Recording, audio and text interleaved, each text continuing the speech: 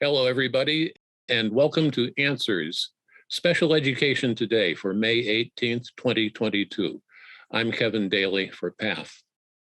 In this edition of Answers, there will be a school update by yours truly. There will be a report on driving with autism by Andrew Arboe. He'll be here to talk about his program. We'll also be joined by Dr. Adrienne Smaller, who's a clinical psychologist and a frequent guest on this webinar. As always, there will be time for Q&A. Just use the Q&A and chat buttons on your screen. Audra Talbot is unable to join us today. She will return next time. Answers is brought to you by PATH, a nonprofit organization that supported Connecticut families of children with special needs for over 35 years. If you have any questions about this webinar, please contact me directly by email at kdaly@pathct.org. And while you're online, visit our website and follow us on Facebook and Twitter.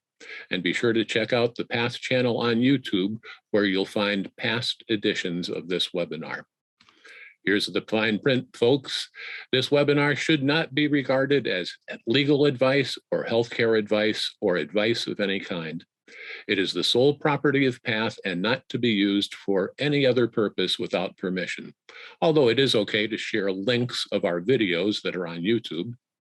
Let's get started with the school report. It's been 26 months since that day in March 2020 when the pandemic closed Connecticut schools.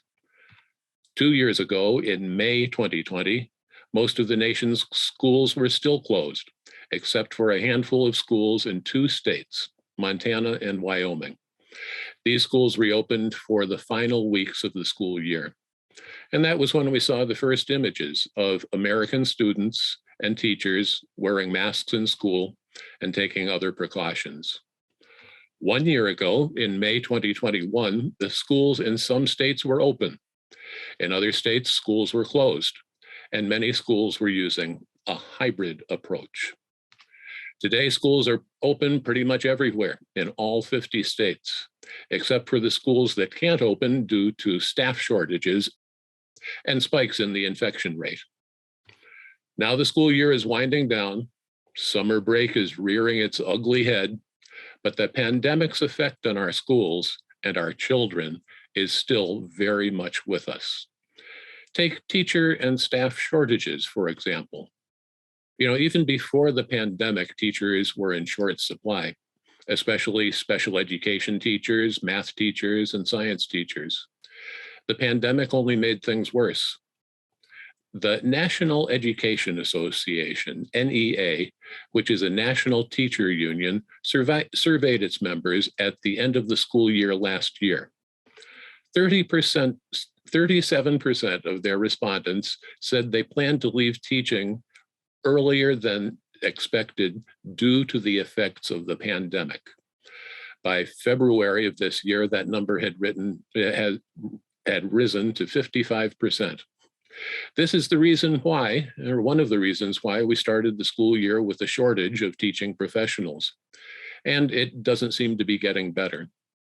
I should mention that by teaching professionals, I mean teachers, special education teachers, service providers, paraeducators, and the other professionals who teach our children.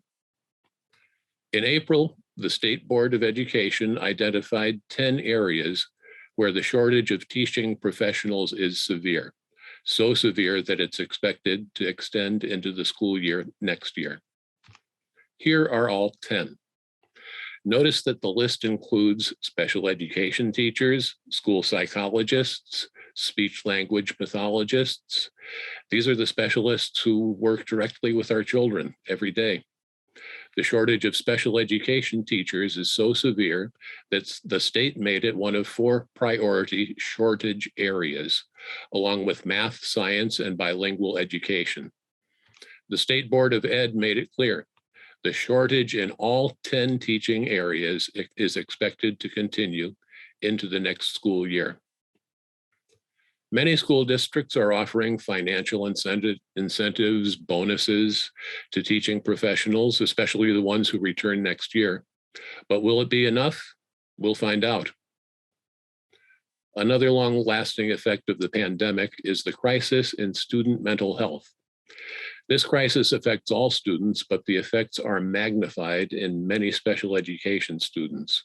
For example, Connecticut has more than 5,000 students who are identified with emotional disorder. That's about 7% of all the special education students. Many of these students went into the pandemic with clinically significant levels of anxiety and depression. It's only logical to expect that they would be at greater risk than their typical peers. And what about students with autism? Connecticut has more than 10,000 students who have autism. That's about 13% of all special education students. Anxiety is one of the components of autism. It's pretty much built in at various levels, depending on the individual. It's safe to reason that students with autism would be at greater risk as well. And what about special education students who don't have ED or autism, but who experience mental health issues from social tensions in school or from their performance on tests and exams? Quite a few special education students are like that. These students are at greater risk as well. Some of the most revealing data on this crisis comes from the students themselves. As reported by the Hartford Courant on May 14th, a group known as STEPS, Southington Town-Wide Effort to Promote Success, conducted a survey in February of this year. More than 1,200 Southington middle and high school students participated. The survey found troubling levels of depression and suicidal thoughts. Highlights of the report include about 25% of the students reported sad or depressed feelings in the previous month. 18% said they felt that way most of the time. Only 36% of the students reported having solid self-esteem, which is down from 45% 2 years ago. Out of all the high school juniors, 17% said they had tried suicide at some point. Southington police report there were 10 incidents of reported suicide by young people since 2019. Another survey, this one in Norwalk, it also found high levels of depression and stress in local students. This survey was done by the Norwalk Partnership, a community organization, in June 2021. The results were reported the following September. Over 2,500 students in grades 7 through 11 were surveyed. The findings include 13% of the students considered suicide in the past year. 73% of the high school students reported stress from the pandemic, and a third of the middle school students reported signs of depression. And about half of the high school students reported those signs too. Another student survey was done in Killingly by SARAC. Don't you love those acronyms? That's Supporting and Engaging Resources for Action and Change. It's another community organization. This survey was done in November 2021. 477 students in grades 7 through 12 were surveyed. The Killingly survey came back with some discouraging trends. Highlights include about 28% of the students reported feeling sad or hopeless for almost every day for 2 weeks or more. About 15% admitted to making a suicide plan, and about 28% admitted to thoughts of hurting themselves. This survey came into prominence in April when the Killingly Board of Education rejected a plan that would have created a school-based mental health center at Killingly High School at no cost to the school district. In the aftermath, the school board chair resigned, the State Department of Education launched an investigation, and the remaining Killingly school board members doubled down on their decision by holding another vote and denying the proposal a second time. We'll have more on this crisis in a few minutes with Dr. Adrienne Smaller.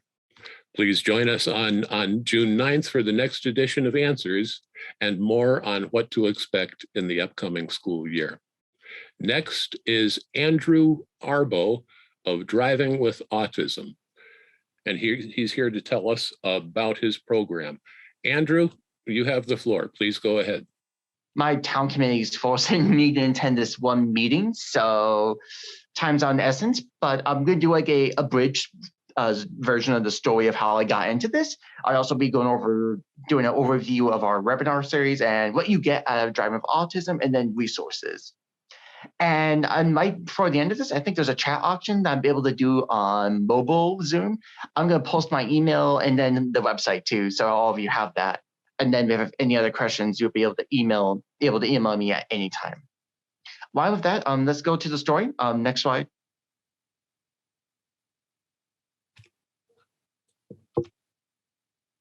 I used a variety of transportation auctions in Connecticut several years ago. I used these to kind of get through my part-time job. I used to be part-time work right before I worked full-time. And I also went to community college years ago, like around 2017, 2018. I used a lot of buses for that. I also used Ubers because colleges do love their evening classes, and I have to figure out a way to solve it because there's only so much buses can do. So I used that, lied to others, which basically means just my dad or maybe my brother when he was still here in Connecticut. And then trains is slightly used. I used it to get to New Haven, but trains is kind of more or less where. So I used a lot of these in the past. Next slide.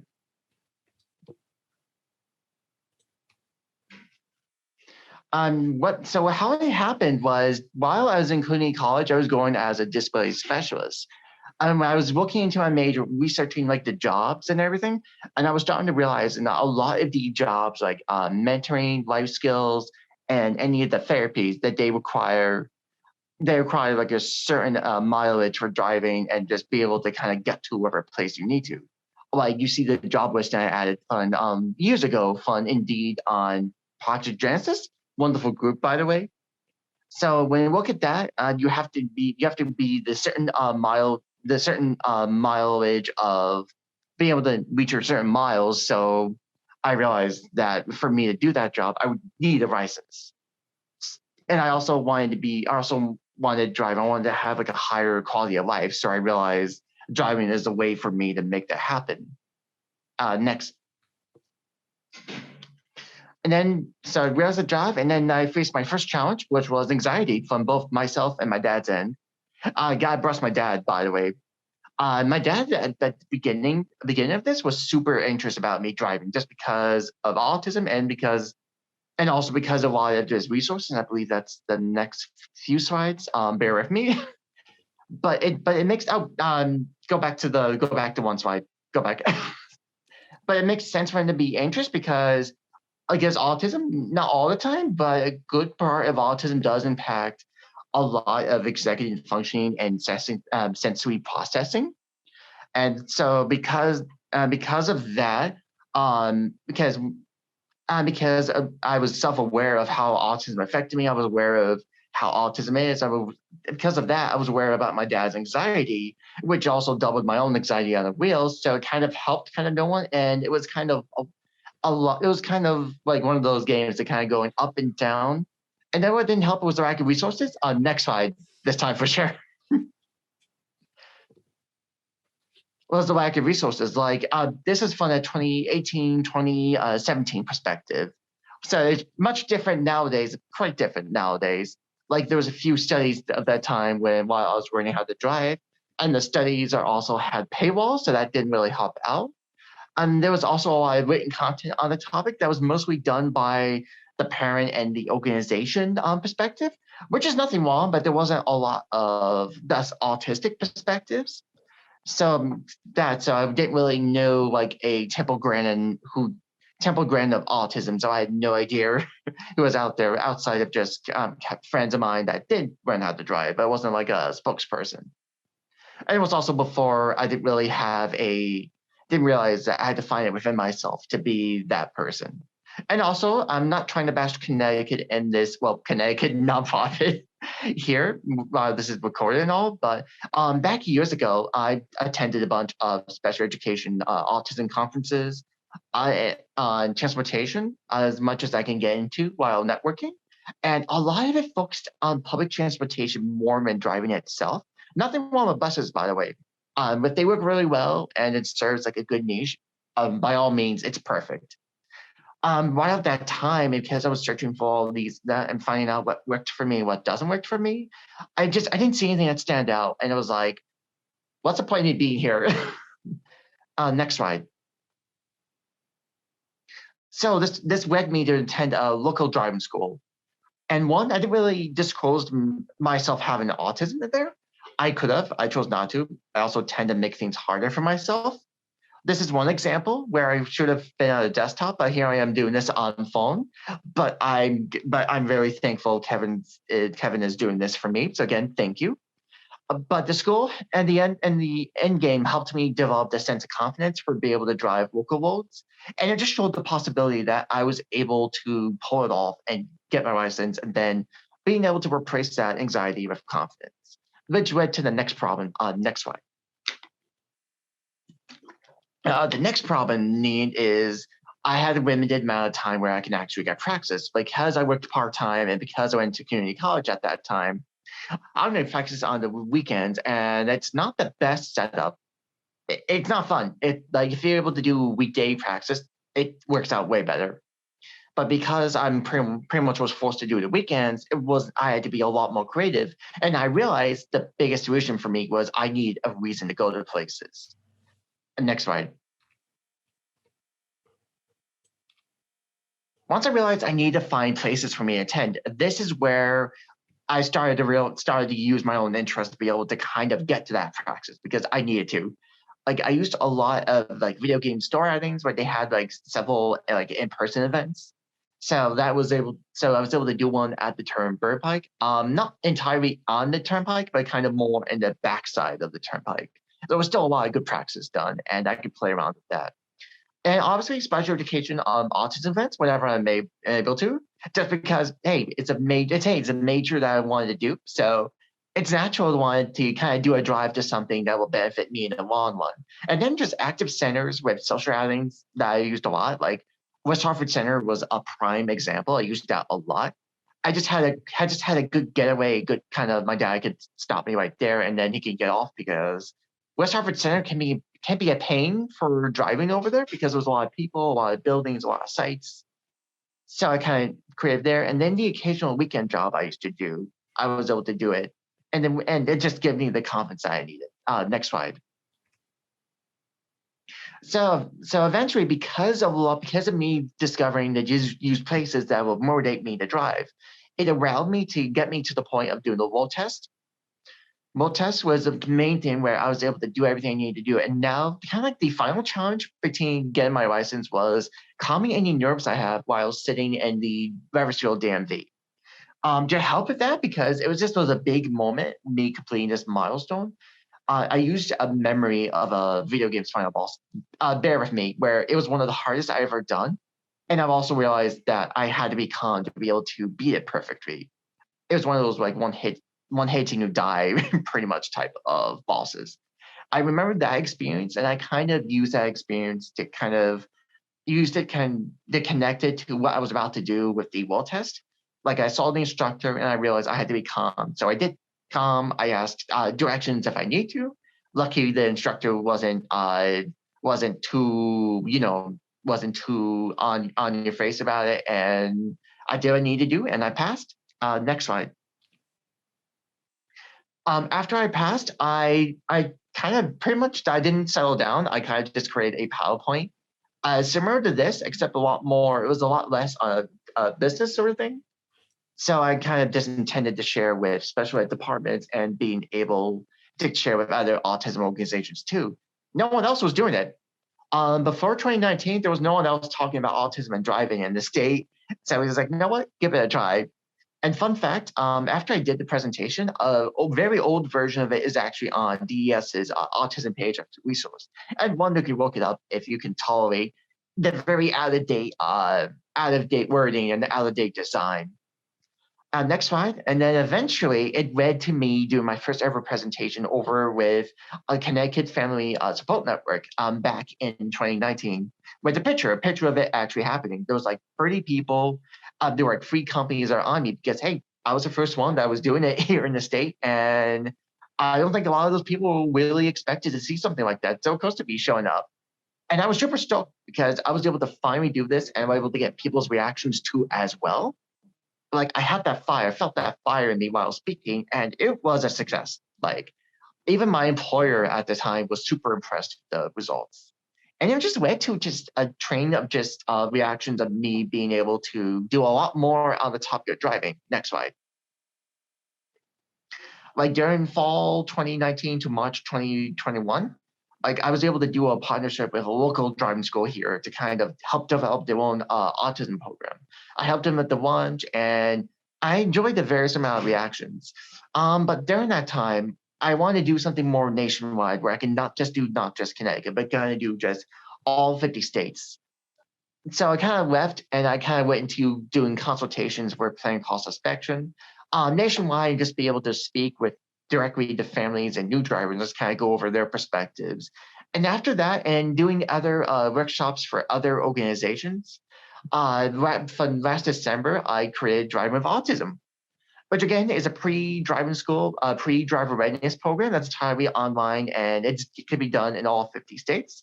And matter of fact, I'm actually doing the spring series, and I'm doing the next session actually tomorrow, going over parent involvement. Very excited for that. And kind of the main objective, next slide. Then pretty much the overview is that we want to help you ease into the idea of looking at driving as a legitimate option, and the other is that you will succeed in getting your license. Next slide.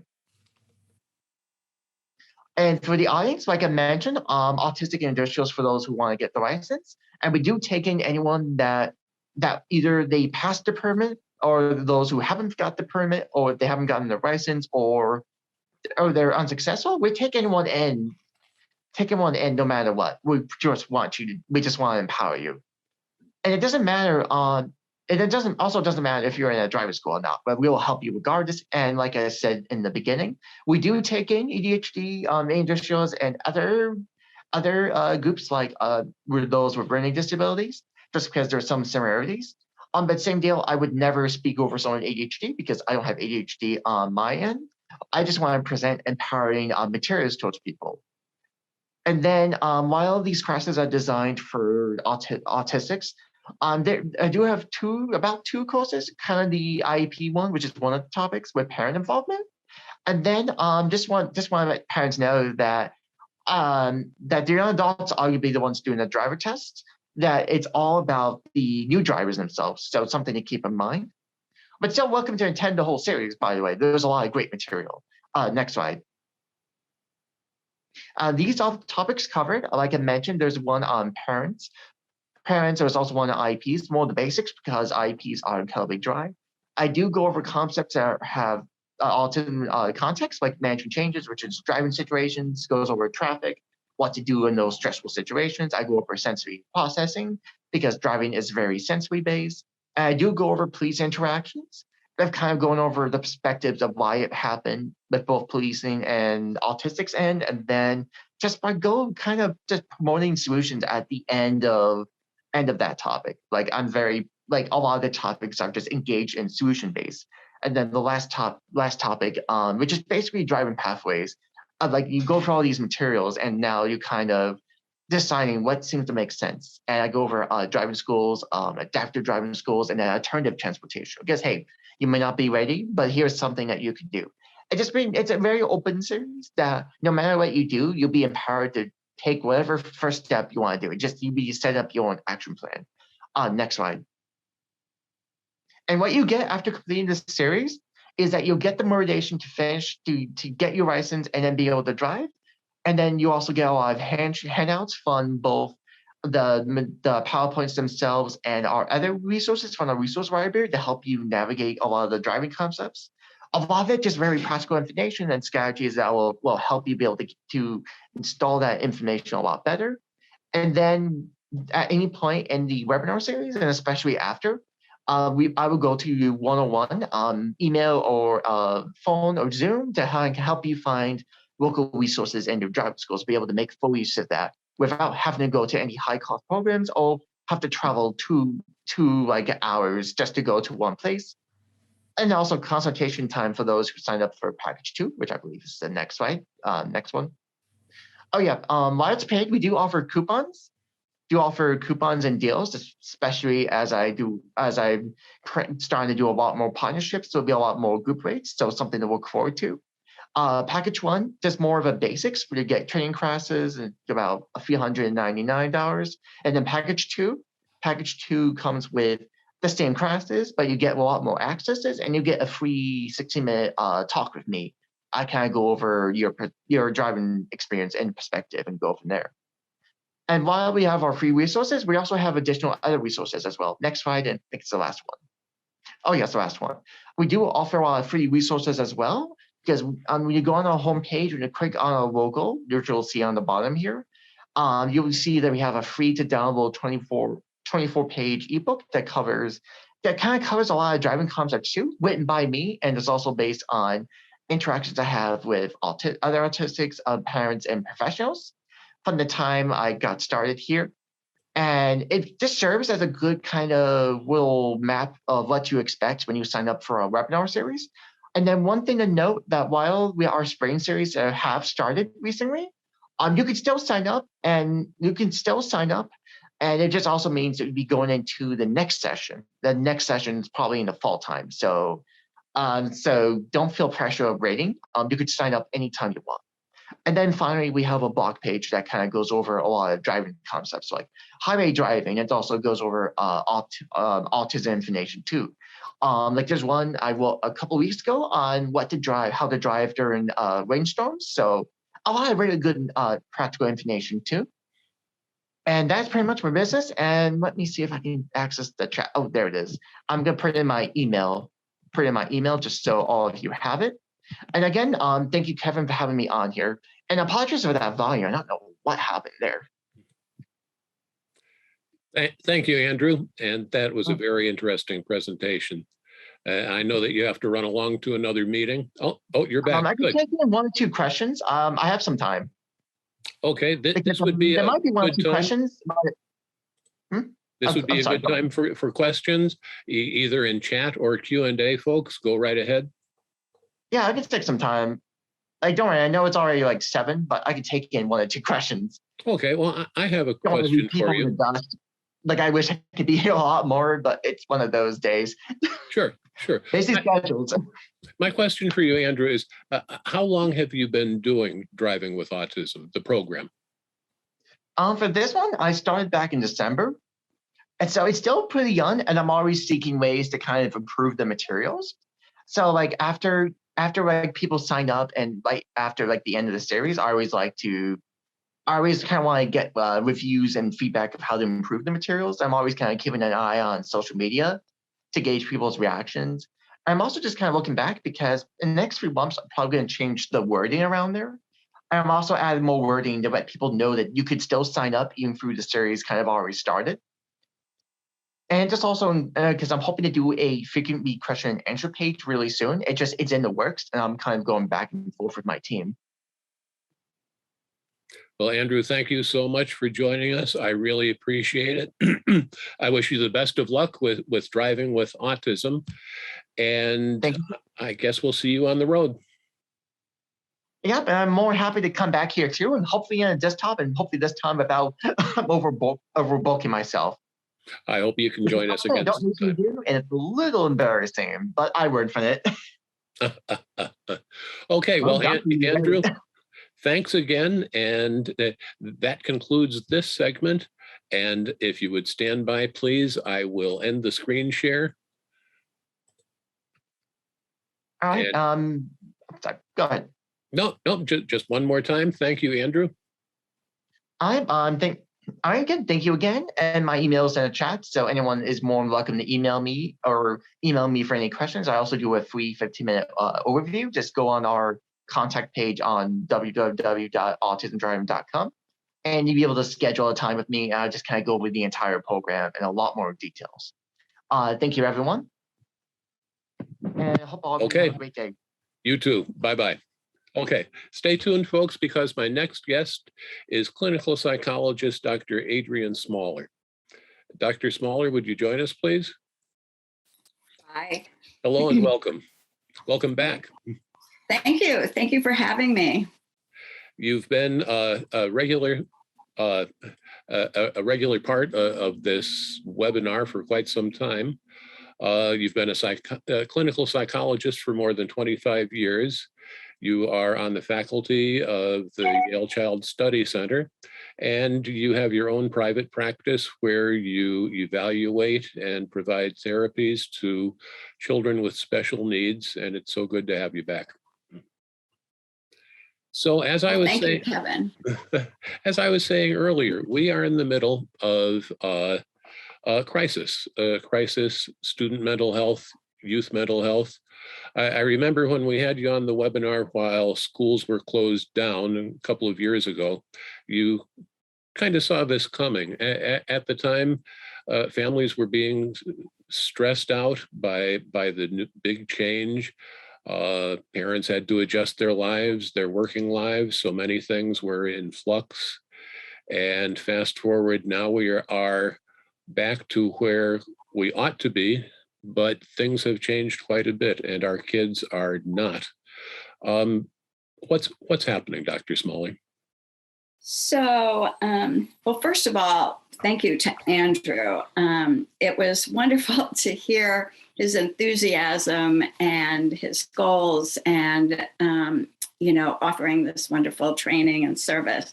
And he's so enthusiastic and upbeat. And I sort of, I'm a little reluctant to sort of share some of my feelings about how our kids are doing. But Andrew sort of gives me hope that, we're, with time on our side, that we're sort of looking at spring and summer. And I'm seeing some small signs of improvement. But I think that, as we all know, and I've said before, that the kids are not all right. And this has been an experience that none of us had ever experienced before in our lifetime. And it was a shock to many, many systems. And for our children, particularly those with special needs, it's been extraordinarily difficult. So we've gone through the shutdowns, as you said. We've gone through hybrid learning. We've gone through significant losses. I think the last statistic was over 200,000 children in the United States have lost a caregiver or a parent. So the losses have been so significant and overwhelming. And when we talk about just in terms of a child's individual life, what they've lost based on the isolation, the social isolation, as well as significant anxiety about fears of their getting sick, fears of their parents or loved ones being sick.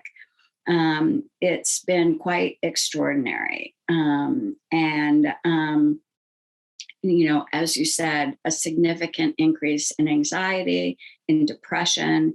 Any child who's had some slight issue with mental health, this pandemic has just exacerbated it.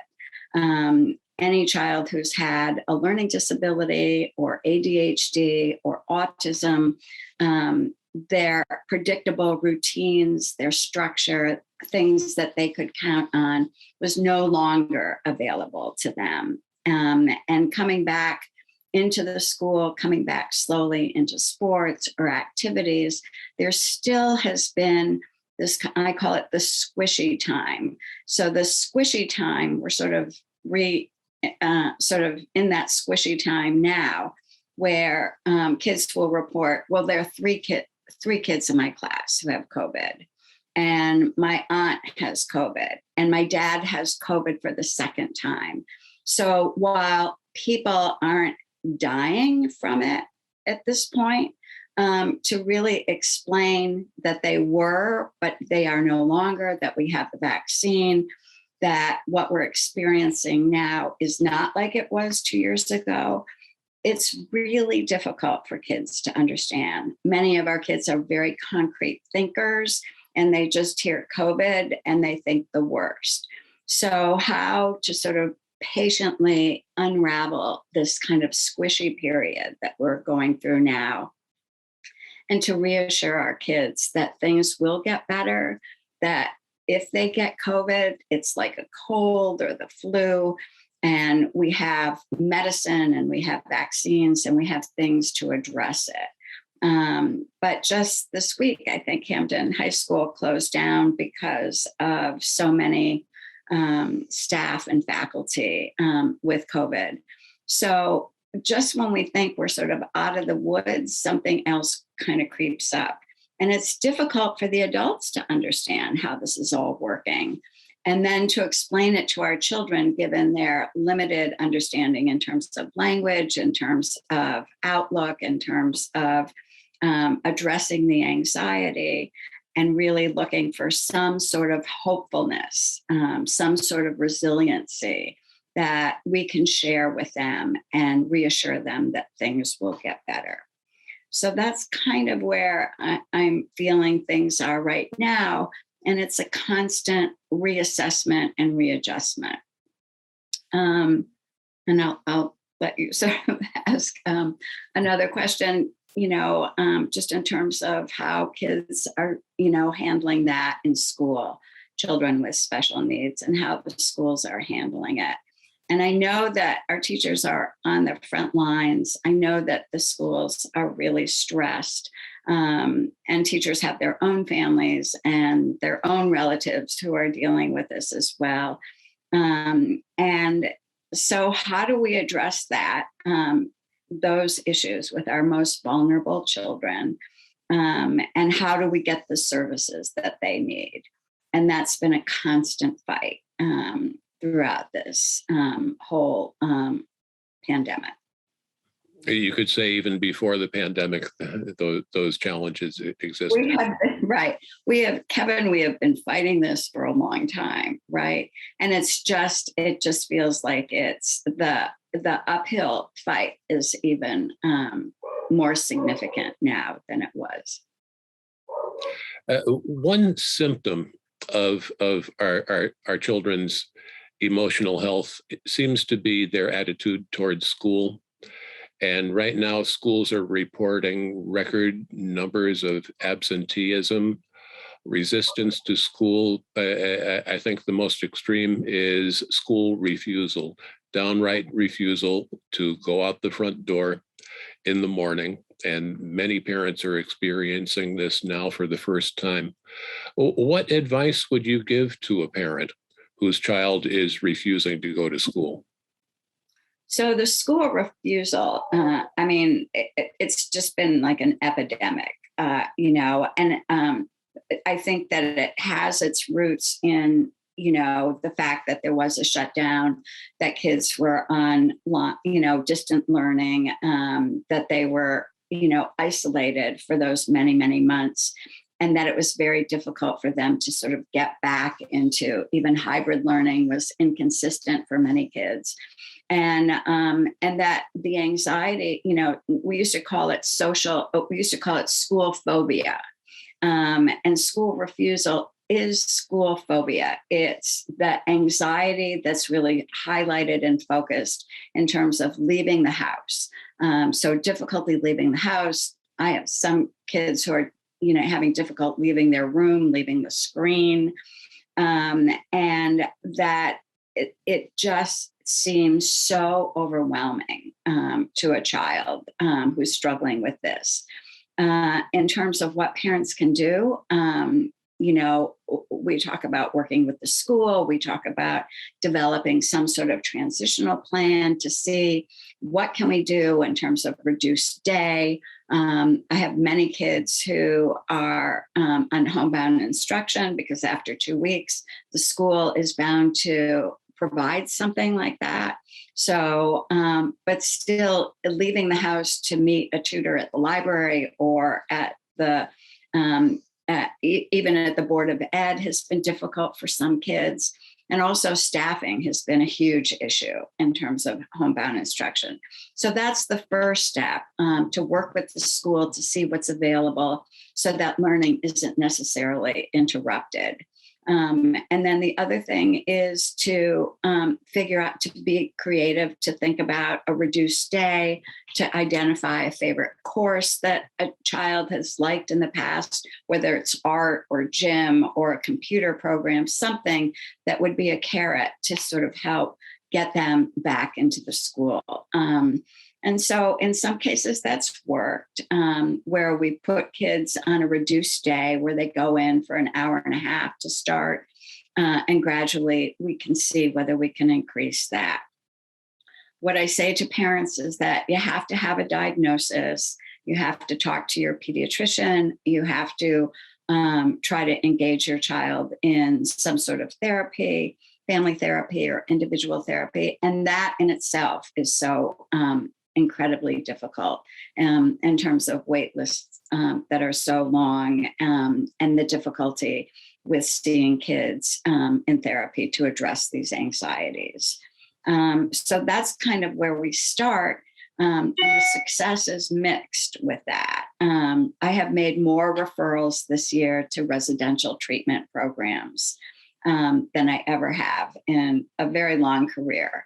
And it's not something that we come to lightly, but in some cases, the school, a child just really needs a much more comprehensive program than the school can provide. Yes, that does happen, not just for emotional reasons, but sometimes for academic reasons. But now we're talking about the emotional condition of our children. Another symptom of the stress that they're going through, the students who are in school, is bullying. There seems to be a rise in bullying since the beginning of school this year. And as they say about our kids, they are either bullied or they are the bullies. Mm-hmm. Are you seeing this also in the children who you work with? Yes. And I feel that, we've gone through this period where our social skills have taken a hit, whether it's being on an airline, not being masked in the supermarket, people being extraordinarily rude to each other. Kids see that and, sort of model it. They don't have the kinds of controls. Adults don't have those kinds of controls. So I feel that we have gone through this period where acting out behavior has become acceptable, that it's, that we see the adults sort of acting out in very inappropriate ways.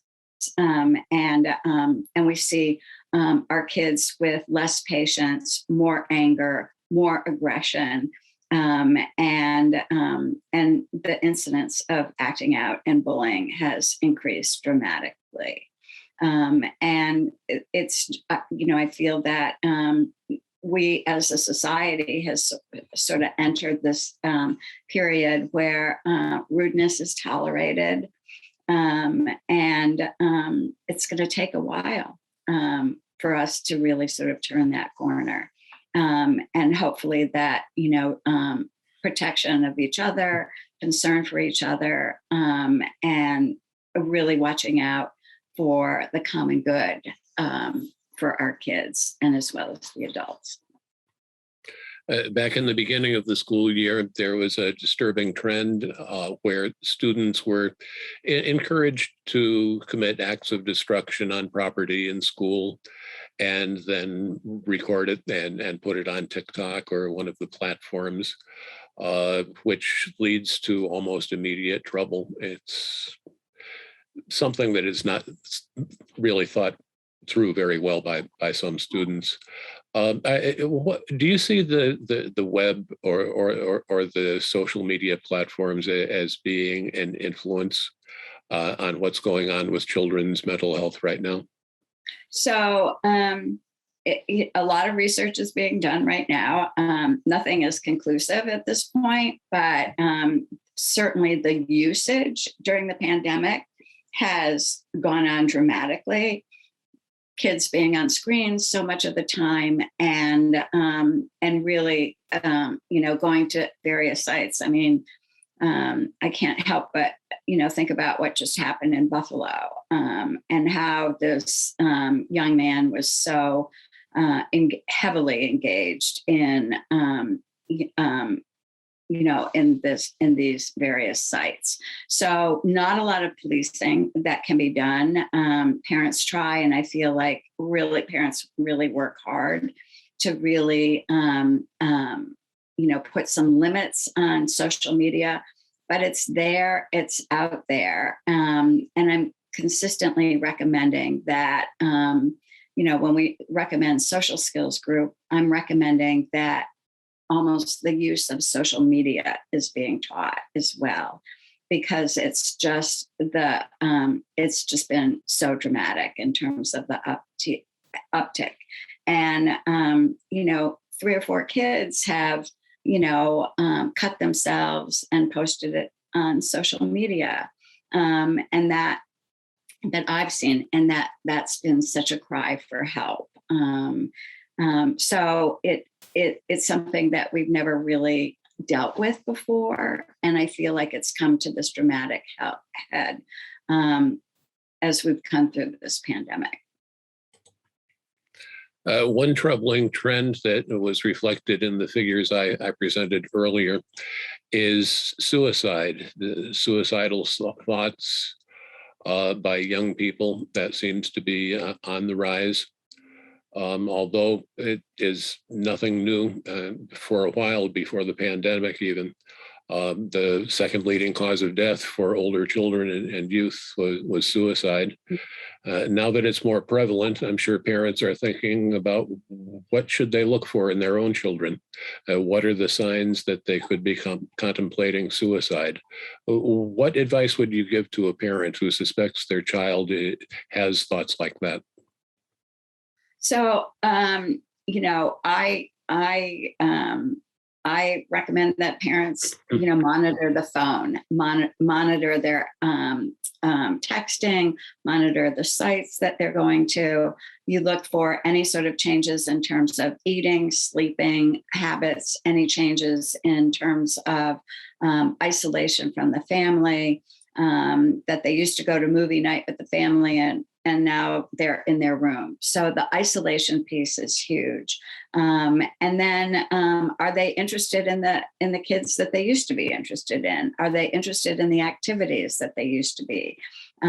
Those kinds of things. If there's depression and anxiety, I advise that parents, really check for cutting, check for scratches.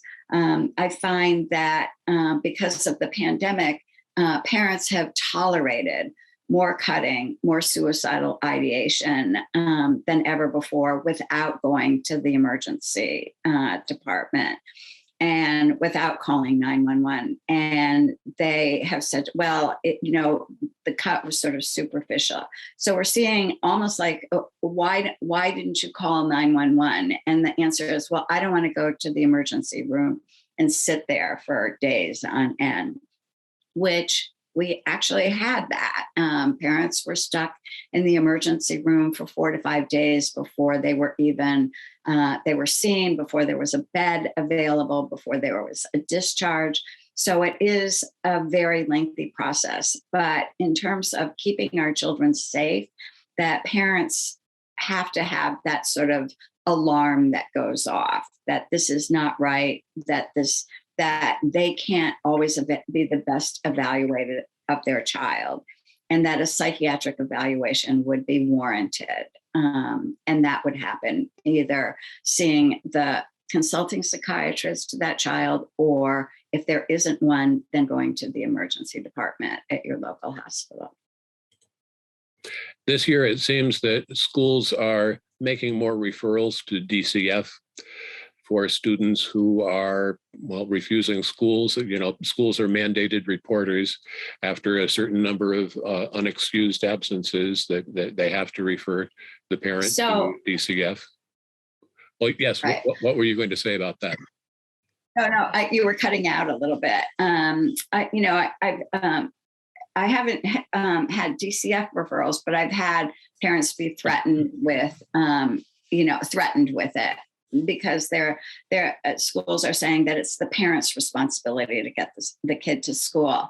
Well, when we're talking about an adolescent, there's not you can't pick up that child and put the child in the car. And all you can do is, and parents, I feel, work really hard at trying to get their children back into school. They don't want their children to be home. They know that that's not good for them. But it's been extraordinarily difficult. And I think that parents and schools and mental health professionals need to work together on this, and that there are times when it just can't happen. I recently made a recommendation for a therapeutic school, and a said to me, well, we have the IEP. The IEP is great. Well, the IEP can be wonderful, but if a child can't get to school, what good is it? And it's just very difficult for children and families. Sure. And well, let's say that there is a referral to DCF for educational neglect, say for a student who's refusing school, or for a student who has a meltdown in school. And as a result, 211 is called, emergency mobile psychiatric services. There's always a referral to DCF after that. There's an investigation, and quite often there is the offer of voluntary services from DCF. Is this a good development? Is voluntary services something parents should investigate, or is it something they should stay away from? It depends. I've had, I guess my involved. Are we talking about ICAP support? Is that what we're talking? Sort of in-home services? Is that what we're talking about? Yes. In-home services for up to 8 weeks usually. Right. So, I mean, at that point, I would welcome anything that would, help in terms of coming into the home and really sort of working with parent and child with a common goal to get that child back into school. My experience with ICAPS has been extraordinarily positive. And I think that they have very well-trained clinicians. So if it comes to that, I feel that those services need to be welcomed. That's good. A good message for parents, because quite often DCF, they immediately think their child is going to be taken away from them. But yeah, I've also found that voluntary services, the in-home services, can be quite helpful and help keep families together. Right.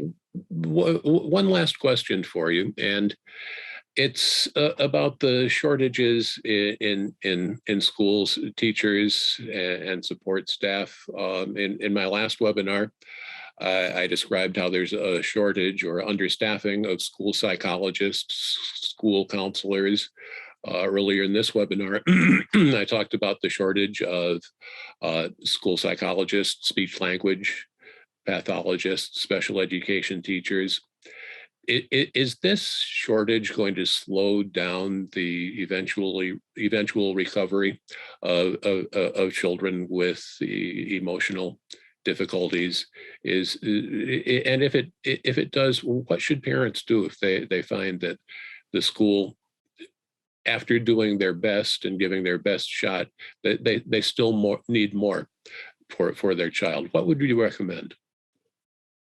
So, I mean, I think that the shortages are significant. When I see a kid with emotional disturbance, and the IEP is offering 30 minutes a week of services with the school psychologist or the school social worker, and I think, what's that going to do? And it's usually a small group. So very ill-equipped to really, meet the needs of a child who's struggling throughout their day. At that point, if you feel that your child is not getting the program that they need, then it's really important to begin to explore an out-of-district placement, because we just have this one chance with our children. And when the needs are so significant that either the child can't go to school, that when they're at school, that we have these kinds of meltdowns, and 211 is called, ICAP services. And most of the kids that I recommend for these programs, everything on the outpatient level has been tried. So we've had intensive outpatient programs. We've had partial hospital programs. We've had psychiatric intervention. We've had ICAPs, and nothing has really addressed the problem. And just one more quick question to add on. Summer vacation, summer break is almost on us. What do you think? Will a break from school, will that help the situation, or will it just make things worse by the time kids go back to school in the fall? Right. So I think for the last, 3 weeks, but almost a month, I've been talking about summer break and extended school year services at the same level of the IEP is a recommendation for our kids with learning issues and behavioral issues, social issues. For other kids, kids thrive on structure and programs that are predictable. So in terms of a summer camp program, for kids who are older, several of the towns have some money where there's work internships that are available, so developing some pre-vocational skills throughout the community. So structure, not having a kid sitting at home on a screen all summer. And I consistently say this, that they need something that is an extension of the curriculum to learn new skills, whether it's kayaking, whether it's hiking, whether it's, foraging, working for the town conservancy in terms of making sure that the hiking trails are clear. It doesn't matter. It has to be structured, predictable, with adults who have a good understanding of children. Dr. Smaller, thank you for sharing your wisdom with us. You're welcome. And Thank you for having me. I hope you can come back and join us again soon. All right, this would be a good time if there are questions to use Q&A or chat. And seeing none, I just want to say thank you to all of you. I'll give you another second to type. I'm kind of a slow typer myself sometimes. Okay. But seeing none, I would like to thank all of you for attending. Again, Dr. Smaller, thank you. And we will see you on June 9th for the next edition of Answers, where there will be a preview of what to expect in the upcoming school year as the journey continues. See you then. Bye.